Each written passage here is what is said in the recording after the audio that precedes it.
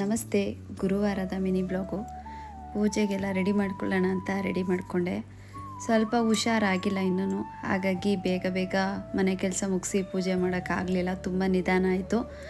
ಸಾಯಂಕಾಲ ನಾನು ಪೂಜೆಗೆ ರೆಡಿ ಮಾಡ್ಕೊಳ್ಳೋಕೆ ಸ್ಟಾರ್ಟ್ ಮಾಡಿದ್ದೆ, 4 ಗಂಟೆ ಆಗಿಬಿಟ್ಟಿತ್ತು.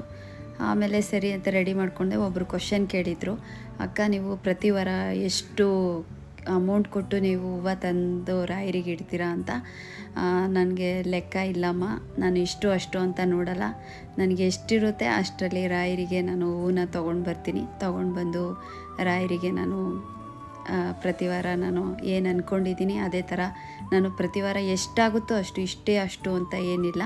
ರಾಯರು ಏನು ಕೊಟ್ಟಿರ್ತಾರೋ ಅದರಲ್ಲಿ ನಾನು ತೊಗೊಂಡು ಬರ್ತೀನಿ. ಇದುವರೆಗೂ ಇಷ್ಟು ವರ್ಷದಿಂದ ನಾನು ಪೂಜೆ ಮಾಡ್ತಿದ್ದೀನಿ. ಒಂದು ವಾರನೂ ಕೂಡ ನನಗೆ ಕೈಯಲ್ಲಿ ದುಡ್ಡಿಲ್ಲ ಅಂತ ಯಾವತ್ತೂ ಆ ಥರ ಅನಿಸಿಲ್ಲ.